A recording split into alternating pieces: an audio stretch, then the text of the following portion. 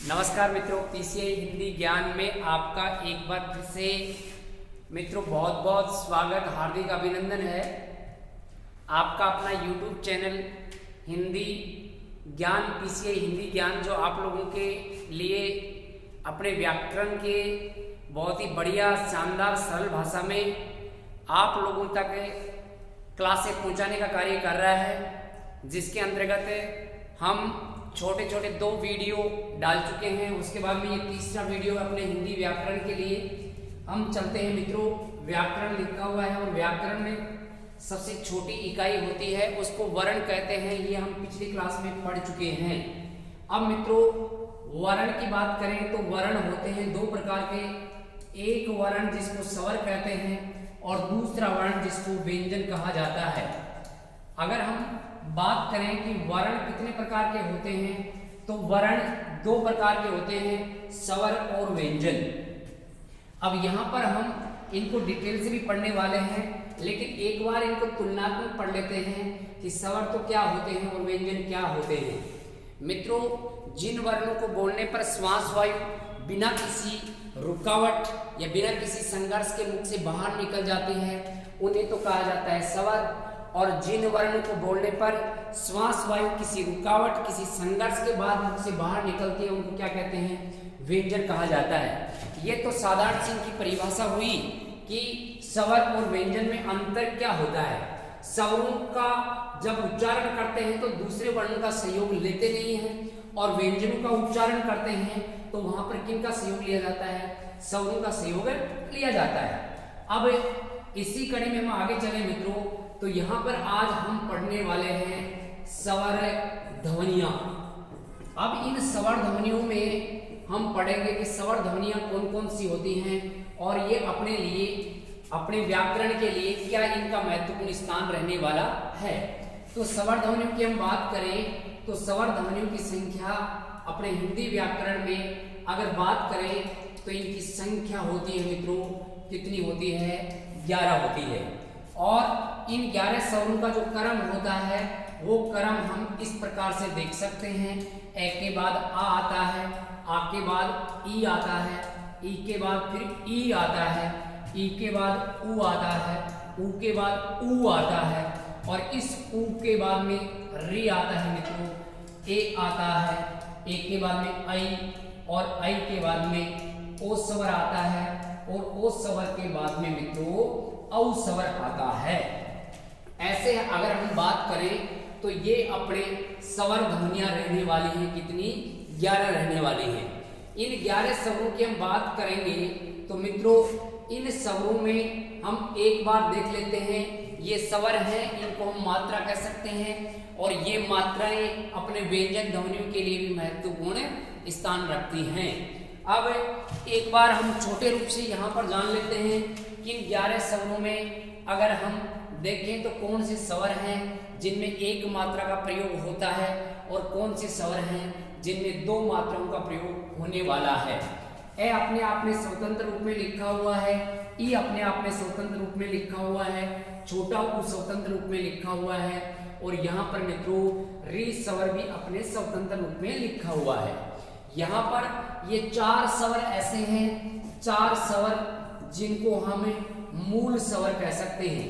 कैसे स्वर कह सकते हैं मित्रों? मूल स्वर।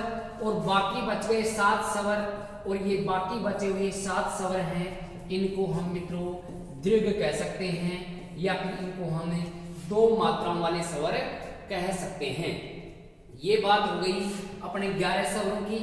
इसके अलावा और भी हम बात करें आगे, इन 11 स्वरों में से 8 स्वर हमने अपभ्रंश भाषा से ग्रहण किए हैं। कौन सी भाषा से ग्रहण किए हैं मित्रों? अपभ्रंश भाषा से। और 3 स्वर, यहाँ पर हम बात करें 3 स्वर, तो ये 3 स्वर हमने संस्कृत भाषा से ग्रहण किए हैं, संस्कृत भाषा से। ऐसे मित्रों इन 11 स्वरों को हमने प्राप्त किया है, जिसमें हम बात करें तो 8 स्वर तो हैं अपभ्रंश भाषा से ग्रहण किए गए, और 3 स्वर हैं संस्कृत भाषा से ग्रहण किए गए। दोस्तों यहाँ पर ये 8 स्वर हमने अपभ्रंश भाषा से अपनाए हैं या ग्रहण किए हैं। इसी कारण अपनी हिंदी का विकास अपने हिंदी का जो विकास हुआ है वो कौन सी भाषा से माना जाता है? अपभ्रंश भाषा से माना जाता है। और ये हमने पिछले वीडियो में डाला था कि हिंदी भाषा का विकास कैसे हुआ है और किस परिस्थिति में वर्तमान में हिंदी भाषा है, इसका वजूद कब सामने आया था, वो सारा हमने पिछले वीडियो में डाल रखा है। आप यहाँ पर अपने जो प्लेलिस्ट है वहां जाकर आप देख सकते हैं कि यहाँ अपने विकास का जो वीडियो है वो किस आधार पर हिंदी भाषा का विकास हुआ है। अब दोस्तों आगे चलते हैं। ये 11 स्वर हैं और 11 स्वरों में से 8 स्वर हमने कहाँ से ग्रहण किए हैं? अपभ्रंश से ग्रहण किए हैं। और इन 11 स्वरों में से 3 स्वर हमने कहाँ से ग्रहण किए हैं? ये संस्कृत भाषा से ग्रहण किए हैं। अब मित्रों हम बात करें आगे। ये 11 जो स्वर हैं इनको हम मात्राएं भी कह सकते हैं और मात्राओं के आधार पर हम बात करें कि स्वरों की संख्या कितनी मानी जाती है या कितने स्वर हैं जिनकी मात्राएं मानी जाती हैं। तो मित्रों यहाँ पर मात्राएं, अगर प्रश्न आ जाए कि मात्राओं की संख्या कितनी होती है, तो मात्राओं में संख्या आएगी कितनी मित्रों? 10 आने वाली है, क्योंकि ऊपर जो स्वर लिखे हुए हैं यहाँ पर ए, इसका कोई मात्रा चिन्ह नहीं होता। आगे हम बात करते हैं ये चिन्ह, तो ये आ का चिन्ह माना जाता है। आगे हम बात करते हैं लिखा हुआ है ई, तो ये मित्रों अपने ई की मात्रा मानी जाती है। और आगे लिखा हुआ है बड़ा ई, और ये बड़े ई की मात्रा मानी जाती है। इसी कड़ी में आगे ऊ लिखा है और ये छोटे ऊ की मात्रा मानी जाती है। आगे दोस्तों बड़ा ऊ लिखा हुआ है और ये बड़ा ऊ की मात्रा मानी जाती है। इसी कड़ी में आगे हम चले तो दोस्तों री लिखा हुआ है और ये री की मात्रा मानी जाती है। और ये हो गया मित्रों स्वर री। यहाँ पर देखिए ये ऐसे लिखा हुआ है, ये इसकी मात्रा मानी जाती है। जैसे हम लिखते हैं इसको पृथ्वी में लिखते हैं, तो पृथ्वी में यहाँ पर देखिए ये लिखा हुआ है, तो यही मात्रा है। अंग्रेजी में चले तो यहाँ पर ये जो सी आता है, ये सी वाला चिन्ह अपने रे स्वर के लिए अंकित होता है।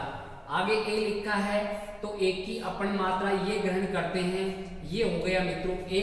आगे आई लिखा है तो आई की मात्रा हम ये ग्रहण करते हैं और ये होता है मित्रों आई।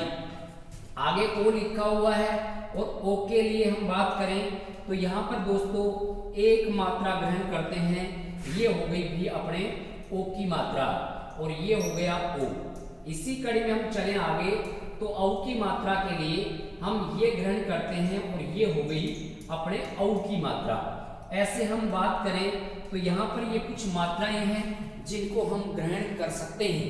तो दोस्तों आपके सामने ये लिखा हुआ है, मात्राओं की संख्या कितनी हो गई देख लो, आपके सामने लिखा हुआ है इनकी संख्या हो गई 10।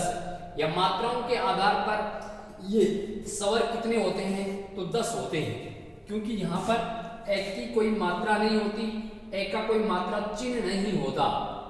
तो यहाँ पर आपके सामने लिखा हुआ है 1 2 3 4 5 6 7 8 9 10। ऐसे मित्रों ये 10 मात्राएं हो गई और मात्राओं के आधार पर स्वर कितने हो गए दोस्तों, तो ये 10 रहने वाले हैं। कभी मान लो प्रश्न सीधा आ जाए कि किस स्वर की मात्रा नहीं होती या कौन से स्वर उसका लिपि चिन्ह या मात्रा चिन्ह नहीं होता, तो उसमें उत्तर रहने वाला है दोस्तों कौन सा? ए। ए का कोई यहाँ पर लिपि चिन्ह नहीं होता, ए की कोई मात्रा नहीं होती है। तो ऐसे मात्राओं के आधार पर स्वर कितने हो गए दोस्तों? 10 हो गए।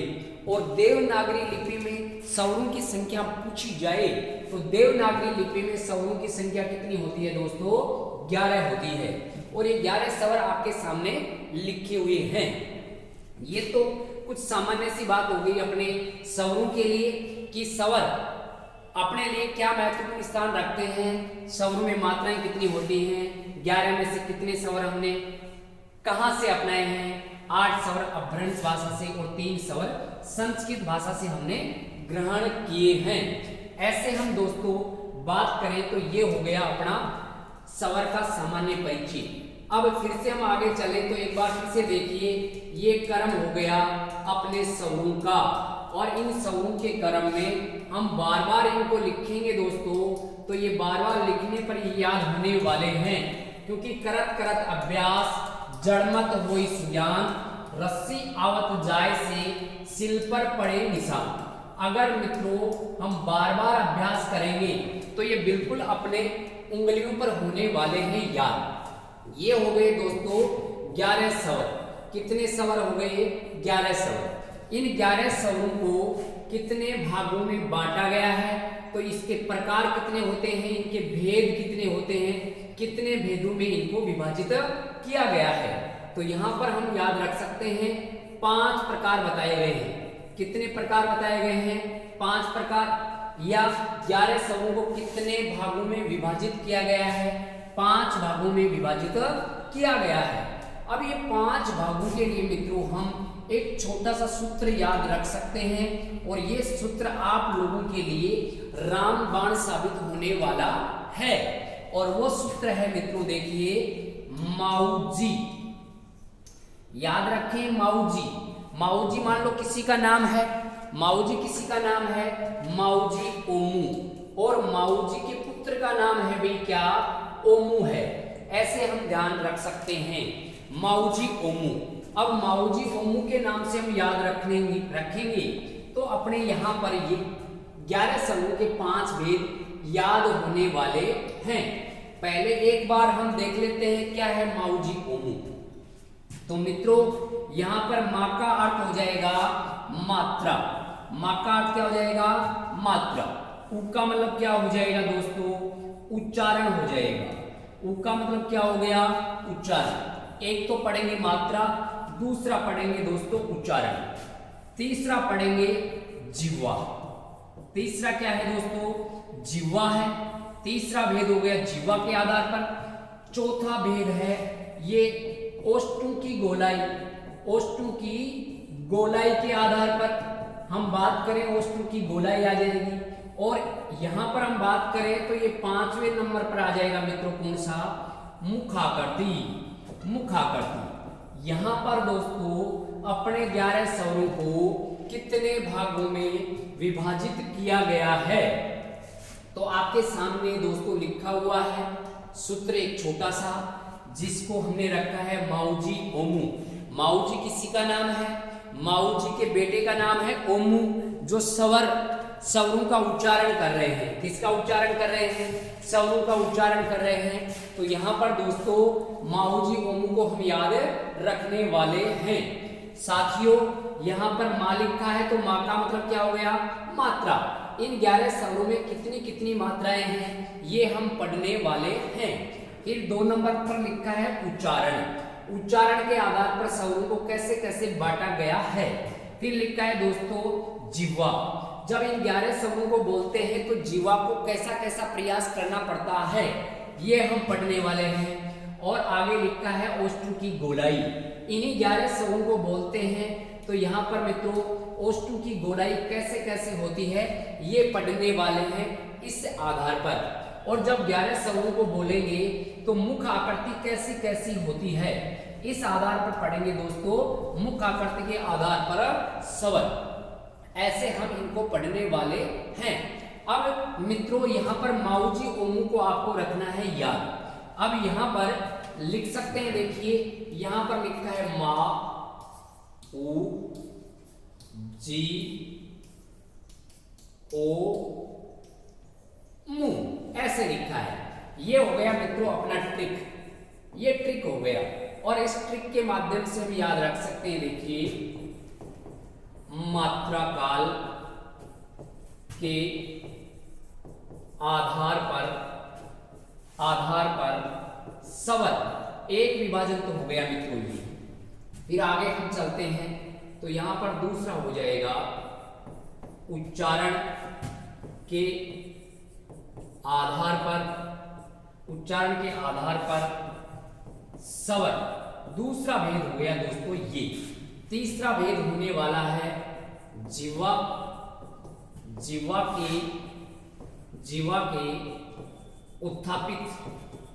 उत्थापित या कंपन, उत्थापित भाग के आधार पर, भाग के आधार पर स्वरों का विभाजन।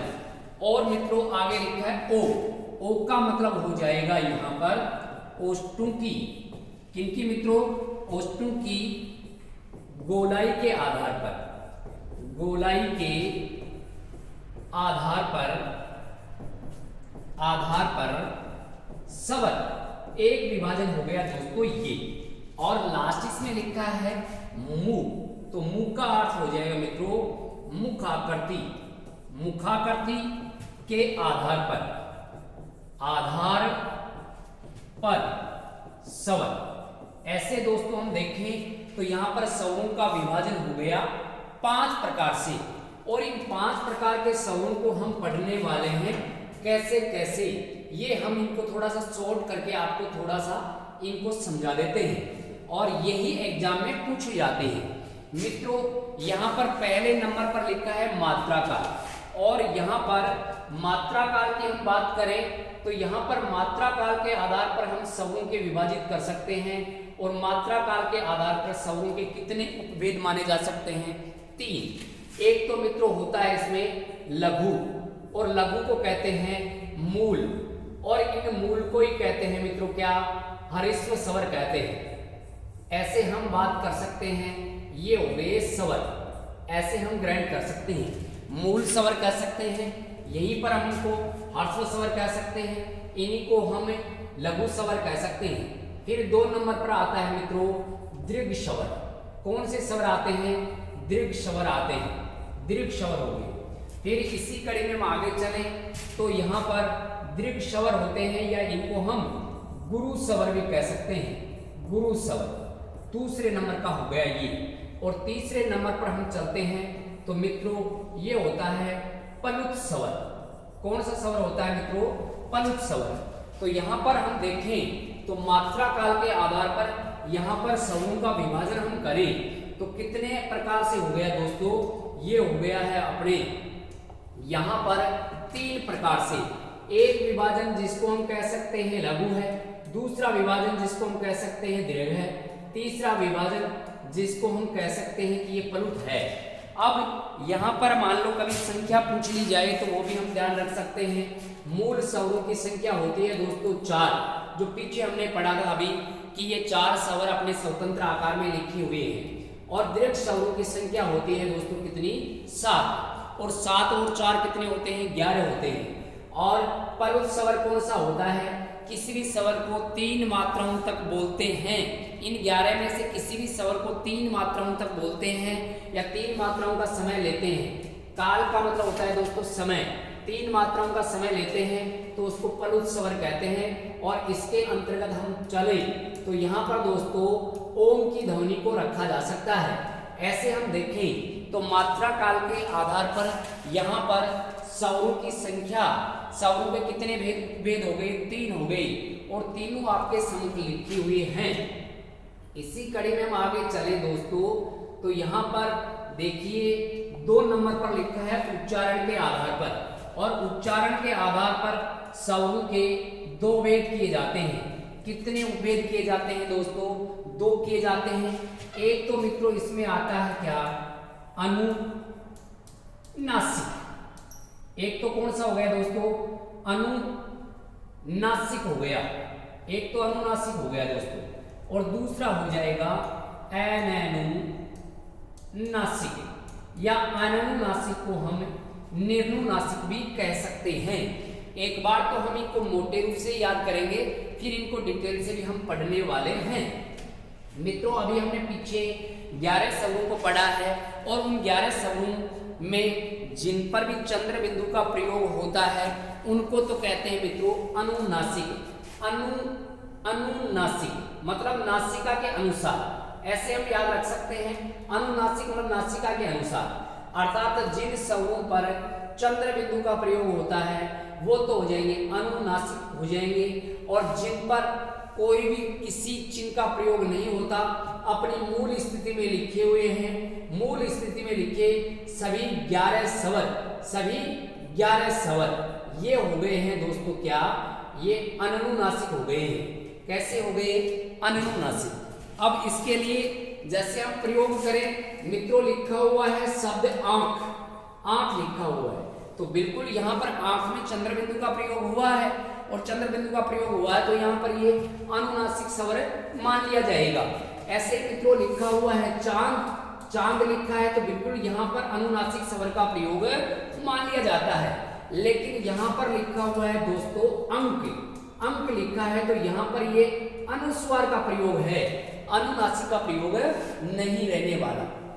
तो उच्चारण के आधार पर स्वर दो प्रकार के हो गए, अनुनासिक और अनुनासिक। अनुनासिक और अनुनासिक, अनुनासिक को निर्नुनासिक भी कहा जा सकता है।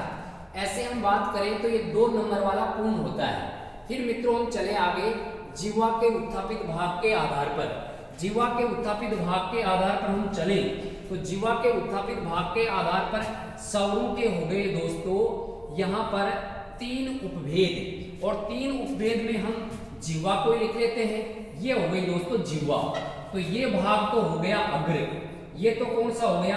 अग्र भाग हो गया, और ये हो गया मित्रों मध्य भाग। कौन सा हो गया दोस्तों? मध्य। और ये हो जाएगा दोस्तों कौन सा? पश्च भाग हो जाएगा। अब कौन सा तो अग्र स्वर है, कौन सा पश्च है, इसके अंतर्गत हम ध्यान रख सकते हैं ई का परिवार, जैसे ई हो गया, बड़ा ई हो गया, ए आ जाएगा, और एक आ जाएगा मित्रों आई, और री को भी हम यहाँ पर रख सकते हैं। इन चारों के चारों, पांचों के पांचों कैंडिडेटों ने अपना जो प्लॉट ले रखा है वो जीवा के आगे वाले भाग में ले रखा है। ये प्लॉट किसका है? तो ये ई के परिवार का है, और ई के परिवार के साथ में री, ये अकेला है बेचारा री, ये भी आ गया है कि चलो मैं भी आप लोगों के साथ चलता हूँ, मैं अकेला हूँ, तो यहाँ पर ये अकेला भी आ गया। तो ऐसे 5 स्वर ये अग्र भाग से बने जाते हैं, इनको दोस्तों अग्र स्वर कहते हैं। कैसा स्वर कहा जाता है इनको? अग्र स्वरों की संख्या में इनको रखा जाता है। फिर मित्रों मध्य में केवल एक ही स्वर आता है, और वो कौन सा है? ए आता है। और पश्चे स्वर बाकी जो आ जाएंगे, बाकी आ जाएंगे किसमें मित्रों? ये पश्चे में आ जाएंगे। बाकी इनमें जैसे 5 तो यहाँ आ गए हैं, फिर एक यहाँ आ गया, 6 हो गए, और बच गए कितने मित्रों? 5 बच गए हैं। तो यहाँ पर ये 5 रहने वाले हैं, ये पश्चे स्वर, 5 पश्चे, 5 पश्चे, 5 पश्चे। अब ये 5 बाकी के पश्चे हो गए हैं। ऐसे हम ध्यान रख सकते हैं।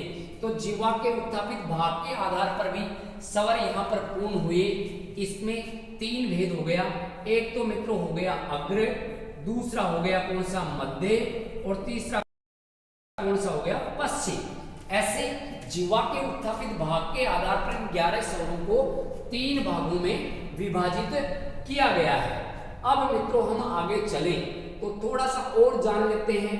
ये हो गया जीवा के उत्थापित भाग के आधार पर। फिर मित्रों हम चल लेते हैं, ओ लिखा है तो यहाँ पर हम कर लेते हैं ओष्ठों की गोलाई के आधार पर स्वरों के 2 उपभेद किए गए हैं। एक तो मित्रों वर्ताकार है, एक तो कौन सा है? वर्ताकार, और एक मित्रों कौन सा है? अवर्ताकार है, अवर्ताकार। वर्ताकार के अंतर्गत इसमें ऊ आ गया, और बड़ा ऊ भी आ गया है, ओ भी आ गया है, और इसके अंतर्गत मित्रों औ भी आ गया है। क्योंकि जब इन 4 स्वरों का हम उच्चारण करेंगे, इनको बोलेंगे, तो ओष्ठों की आकृति गोल सी हो जाती है, और गोल होने के कारण ही इनको हम वर्ताकार कह सकते हैं। अतः ये वर्ताकार स्वर हो गए। तो वर्ताकार स्वरों के अंतर्गत ये 11 स्वर हैं। फिर हम चलें आगे अवर्ताकार। अवर्ताकार के अंतर्गत हम चलें तो अवर्ताकार स्वरों के अंतर्गत बाकी स्वर हुए, बाकी जो भी हैं ये अवर्ताकार के अंतर्गत रहने वाले हैं। तो ओष्ठों की गोलाई के आधार पर वर्ताकार और कौन सा हो गया मित्रों? अवर्ताकार हो गया है। फिर हम चलें आगे तो लास्ट इसमें बचा कौन सा? मुख आकृति के आधार पर। अब इसको भी हम थोड़ा यहाँ छोटे रूप में जान लेते हैं कि मुख आकृति के आधार पर स्वर कौन कौन से किस नाम से जाने जाते हैं। मुख आकृति के आधार पर स्वरों के यहाँ पर 4 उपभेद किए गए हैं। यहाँ पर मित्रों मुख आकृति के आधार पर स्वरों के कितने उपभेद किए गए हैं? 4 किए गए हैं। यहाँ पर हम लिख देते हैं, देखो मुख आकृति और मुख आकृति के आधार पर कितने भेद हो गए? 4 भेद हो गए। अब इसमें सबसे पहले हम देखें तो इसके अंतर्गत संवृत्त आता है। संवृत्त के बाद में हम आगे चले तो यहाँ पर अर्ध आता है, अर्ध संवृत्त, अर्ध संवृत्त आ गया। अर्ध संवृत्त के बाद में आगे चले तो यहाँ पर दोस्तों विवृत्त आ जाता है, और विवृत्त के बाद में आ जाता है दोस्तों अर्ध विवृत्त आता है। अर्ध विवृत्त मुख आकृति के आधार पर स्वरों के हो गए 4 भेद। संवृत्त इसकी परिभाषा वैसे ही समझ लो, संवृत्त मुख की बात हो रही है, मुख की, मुख कम से कम खुले, कम खुले तो क्या हो जाएगा? संवृत्त हो जाएगा, और ज्यादा खुले तो क्या हो जाएगा मित्रों? यहाँ पर विवृत्त हो जाएगा। ये इनकी हो गई परिभाषा। सीधा ध्यान रखें, कम मुख खुलेगा तो संवृत्त और ज्यादा मुख खुलेगा तो विवृत्त। अब इन दो में तो हमने अर्ध अर्ध लगाया है, वैसे भी हम ध्यान रख सकते हैं। तो अर्ध लगा रखा है, कम से थोड़ा ज्यादा खुलेगा तो कौन सा हो जाएगा? अर्ध संवृत्त, और ज्यादा से थोड़ा सा कम खुलेगा मुख तो अर्ध विवृत्त रहने वाला है। अब इसके अंतर्गत कौन कौन से स्वर आते हैं, केवल वो जानकारी हमें लेनी है। तो इसके अंतर्गत दोनों तो ई आ जाएंगे और दोनों ही मित्रों ऊ रहने वाले हैं। यहां पर हम बात करें तो ये संवृत्त के अंतर्गत आ जाएगा, और इसमें री को भी हम ग्रहण कर सकते हैं। ये 5 स्वर हैं, ये संवृत्त हैं। बोल कर देख लो, ई ई उ री। मुख न के बराबर खुलता है, कम से कम खुलता है, इसी कारण इनको कहते हैं संवृत्त। अर्ध संवृत्त के अंतर्गत एक तो आ जाएगा ए और एक आ जाएगा मित्रों ओ। ये थोड़ा सा ज्यादा मुख खुलेगा, ए ओ। फिर आते हैं विवृत्त के अंतर्गत सबसे ज्यादा मुख खुलेगा, और इसके अंतर्गत केवल एक ही स्वर है आ। कौन सा स्वर आ गया दोस्तों? आ गया है। आ को बोलकर देखो, मुख सबसे ज्यादा खुलेगा आ, तो ये सबसे ज्यादा मुख खुलने वाला है। और बाकी जो रह जाएंगे, बाकी जो स्वर है वो किस में रहने वाले हैं? अर्ध विवृत्त में रहने वाले हैं। ऐसे दोस्तों हमने माऊजी ओमू को आज पढ़ा है। आप इसको विस्तार से आराम से देखिए। अब इसके बाद में जो आगे क्लास आएगी उसमें भी हम विस्तार देने वाले हैं। ठीक है मित्रों, सभी को धन्यवाद। अगर क्लास में कहीं पर भी कोई कमी हो तो कमेंट बॉक्स में जरूर लिखिए कि आप में ये कमी है।